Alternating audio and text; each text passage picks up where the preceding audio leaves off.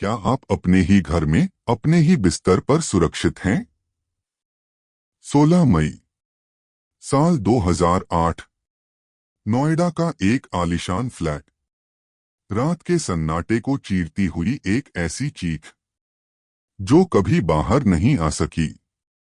14 साल की एक मासूम बच्ची अपने ही कमरे में अपने ही बिस्तर पर मरी हुई पाई जाती है। उसका गला किसी सर्जिकल ब्लेड से इतनी बेरहमी से रेता गया था कि रीढ़ की हड्डी तक दिखने लगी थी।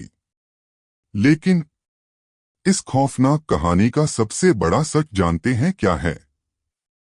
उस रात उस बंद घर के अंदर सिर्फ 4 लोग थे। 2 जिंदा बचे और 2 की लाशें मिली। कातिल कोई बाहर का नहीं था, कातिल उसी घर के अंदर था। एक ऐसा कातिल जिसने वारदात के बाद सबूतों को इतनी चालाकी से मिटाया कि आज 14 साल बाद भी कानून के हाथ खाली हैं। क्या वो कातिल खुद उसके अपने माँ बाप थे, या फिर कोई ऐसा वहशी दरिंदा जो आज भी हमारे और आपके बीच खुलेआम घूम रहा है? आज रात हम उस खौफनाक रात की हर एक परत को खोलेंगे, क्योंकि असली सच उस बंद कमरे की दीवारों में आज भी दफन है। नोएडा का सेक्टर 25 जलवायु विहार का फ्लैट नंबर L32। यह घर था डॉक्टर राजेश तलवार और डॉक्टर नुपुर तलवार का। दोनों शहर के जाने माने और बेहद अमीर डेंटिस्ट थे। उनकी 14 साल की इकलौती बेटी थी आरुषि तलवार। दिल्ली के DPS स्कूल की छात्रा, हंसमुख, खूबसूरत और जिंदगी से भरपूर। तलवार परिवार के साथ उनका 45 साल का घरेलू नौकर हेमराज बंजारे भी उसी घर में रहता था। हेमराज नेपाल का रहने वाला था और परिवार का बेहद करीबी और भरोसेमंद सदस्य माना जाता था। 15 मई 2008 की शाम घर में सब कुछ सामान्य था। आरुषि के जन्मदिन के लिए उसके माता पिता ने उसे एक नया कैमरा गिफ्ट किया था। आरुषि बेहद खुश थी। रात के लगभग 10 बजे आरुषि अपने कमरे में सोने चली जाती है। राजेश और नूपुर भी अपने कमरे में चले जाते हैं। नौकर हेमराज अपने सर्वेंट क्वार्टर में था। रात के 12 बजे पूरे इलाके की बिजली चली जाती है। चारों तरफ घना अंधेरा छा जाता है और इसी अंधेरे की आड़ में शुरू होता है मौत का वो खौफनाक खेल जिसकी कल्पना भी किसी ने नहीं की थी। लेकिन ठहरिए, क्या वाकई बिजली जाने के बाद ही कोई बाहर से आया था, या फिर घर के अंदर ही कोई जाग रहा था? असली रहस्य तो अब शुरू होने वाला है। 16 मई की सुबह लगभग 6 बजे तलवार परिवार की कामवाली बाई भारती हर रोज की तरह काम करने आती है। वह बाहर का लोहे का दरवाजा खटखटाती है। आमतौर पर हेमराज दरवाजा खोलता था, लेकिन उस दिन कोई हलचल नहीं हुई। नूपुर तलवार अंदर से दरवाजा खोलती हैं और रोते हुए कहती हैं, भारती देखो, हेमराज बाहर से दरवाजा बंद करके चला गया है। भारती बाहर पड़े चाबियों के गुच्छे से दरवाजा खोलती है और अंदर जाती है। अंदर कदम रखते ही चीखों का एक ऐसा सिलसिला शुरू होता है जो पूरे देश को हिलाकर रख देता है। आरुषि के कमरे का दरवाजा खोला जाता है।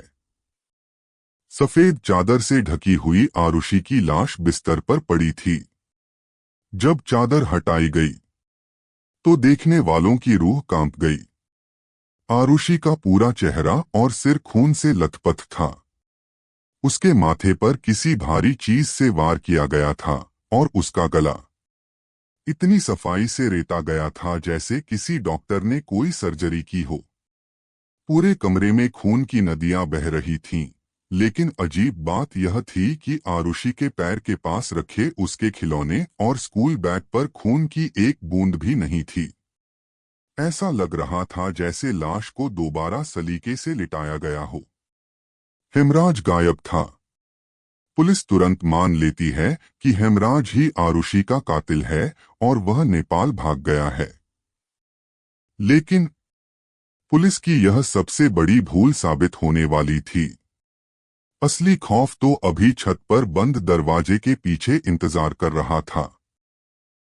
नोएडा पुलिस इस केस में इतनी लापरवाह थी कि उन्होंने पूरे क्राइम सीन को एक तमाशा बना दिया।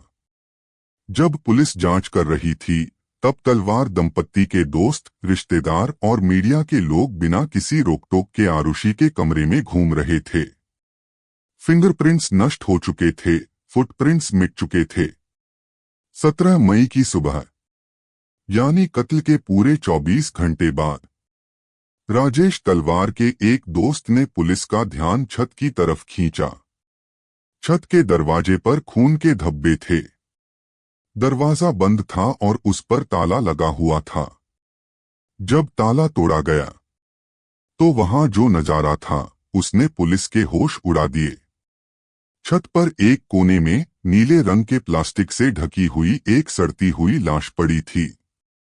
वो लाश किसी और की नहीं, बल्कि उसी हेमराज की थी, जिसे पुलिस अब तक कातिल मानकर ढूंढ रही थी। हेमराज का कत्ल भी ठीक उसी तरह किया गया था जैसे आरुषि का। सिर पर भारी वार और गला रेता हुआ। अब पुलिस के सामने सबसे बड़ा सवाल था, अगर हेमराज भी मर चुका था, तो फिर इन दोनों का कातिल कौन था? क्या कोई तीसरा इंसान उस रात उस घर में घुसा था? लेकिन घर के मुख्य दरवाजे तो अंदर से बंद थे, तो फिर कातिल हवा में तो गायब नहीं हो सकता था। शक की सुई अब घूमकर खुद आरुषि के माता पिता राजेश और नूपुर तलवार पर आ टिकती है। नोएडा पुलिस के तत्कालीन आईजी गुरदर्शन सिंह ने एक बेहद सनसनीखेज थ्योरी पेश की। उन्होंने कहा कि राजेश तलवार ने आरुषि और हेमराज को आपत्तिजनक स्थिति में देख लिया था। गुस्से में आकर उन्होंने अपनी गोल्फ स्टिक से दोनों के सिर पर वार किया और फिर अपने सर्जिकल स्केपेल से दोनों का गला काट दिया। इसे ऑनर किलिंग का नाम दिया गया। लेकिन इस थ्योरी के पीछे कोई ठोस सबूत नहीं था। केस की जांच सीबीआई को सौंपी जाती है। सीबीआई ने जांच की दिशा बदली। उन्होंने तलवार दंपत्ति के क्लिनिक के सहायक कृष्णा और 2 अन्य नौकरों राजकुमार और विजय मंडल को गिरफ्तार किया। इन तीनों का narco analysis test, brain mapping और लाई डिटेक्टर टेस्ट किया गया। नार्को टेस्ट में इन नौकरों ने कबूल किया कि वे उस रात आरुषि के कमरे में घुसे थे और उन्होंने ही इस दोहरे हत्याकांड को अंजाम दिया।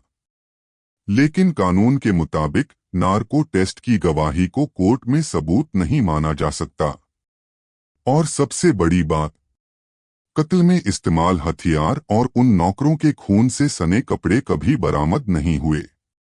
कहानी में एक ऐसा मोड़ आने वाला था जिसने इस पूरे केस को एक बंद गली में धकेल दिया। साल 2009, सीबीआई की एक नई टीम इस केस को अपने हाथ में लेती है। इस बार जांच अधिकारी थे एजीएल कॉल का मानना था कि नौकर बेकसूर हैं और कातिल सिर्फ और सिर्फ तलवार दंपत्ति ही हैं। दिसंबर 2010 में सीबीआई ने कोर्ट में एक क्लोजर रिपोर्ट दाखिल की। उन्होंने कहा कि उनके पास तलवार दंपत्ति के खिलाफ मुकदमा चलाने के लिए पर्याप्त सबूत नहीं हैं, लेकिन वे अभी भी उन्हीं पर शक करते हैं। परंतु कोर्ट ने इस क्लोजर रिपोर्ट को खारिज कर दिया और तलवार दंपत्ति पर ही मुकदमा चलाने का आदेश दे दिया। 26 नवंबर 2013, विशेष सीबीआई अदालत ने राजेश और नूपुर तलवार को अपनी ही बेटी और नौकर की हत्या के जुर्म में उम्रकैद की सजा सुना दी। दोनों को गाजियाबाद की डासना जेल भेज दिया गया। 4 साल तक वे सलाखों के पीछे रहे। लेकिन कहानी का अंत अभी नहीं हुआ था। 12 अक्टूबर 2017 को इलाहाबाद हाई कोर्ट ने इस फैसले को पलट दिया। कोर्ट ने कहा कि संदेह के आधार पर किसी को दोषी नहीं ठहराया जा सकता। सबूतों के अभाव में राजेश और नूपुर तलवार को ससम्मान बरी कर दिया गया। वे जेल से बाहर तो आ गए, लेकिन क्या उन्हें सच में इंसाफ मिला, या फिर असली कातिल आज भी आजाद घूम रहा है? आरुषि हेमराज मर्डर केस आज भी भारतीय न्याय व्यवस्था के इतिहास का सबसे बड़ा अनसुलझा रहस्य है। कुछ ऐसे सवाल हैं जिनका जवाब आज तक किसी के पास नहीं है। पहला सवाल, अगर कातिल बाहर के नौकर थे तो उन्होंने कत्ल के बाद हेमराज की लाश को छत पर ले जाकर नीली चादर से क्यों ढका, और छत के दरवाजे को बाहर से ताला क्यों लगाया, जिसकी चाबी सिर्फ तलवार दंपत्ति के पास रहती थी? दूसरा सवाल, अगर कातिल माता पिता थे तो क्या कोई माँ बाप अपनी ही जवान बेटी की लाश के पास बैठकर सुबह तक पुलिस का इंतजार कर सकते हैं बिना किसी घबराहट के? तीसरा सवाल, वो गोल्फ स्टिक और सर्जिकल ब्लेड जिससे कत्ल किए जाने का दावा किया गया था, उन पर से किसी भी तरह के फिंगरप्रिंट्स या डीएनए क्यों नहीं मिले? क्या किसी ने इतनी बारीकी से सबूतों को मिटाया था कि आधुनिक साइंस भी हार मान गई? ये वो सवाल हैं जो आज भी नोएडा की उस सुनसान गली में गूंजते हैं। आरुषि के कमरे की वो दीवारें आज भी चीख चीख कर सच पूछ रही हैं, लेकिन जवाब सिर्फ सन्नाटा है। एक 14 साल की मासूम बच्ची जो अपनी जिंदगी के सबसे खूबसूरत दौर में थी, उसे नहीं पता था कि जिस घर को वो अपना आशियाना समझती है वही घर एक दिन उसका कब्रिस्तान बन जाएगा। कानून की फाइलों में यह केस शायद बंद हो चुका है, लेकिन सच की अदालत में आरुषि आज भी इंसाफ का इंतजार कर रही है। आपको क्या लगता है, क्या तलवार दंपत्ति वाकई बेकसूर थे, या फिर सिस्टम की कमियों का फायदा उठाकर असली कातिल बच निकला? अपनी राय नीचे कमेंट बॉक्स में जरूर लिखिए। अगर इस रहस्य ने आपको हिला दिया तो लाइक करो, सब्सक्राइब करो और घंटी दबाओ। मैं हूं आपका मिस्ट्री मर्डर्स।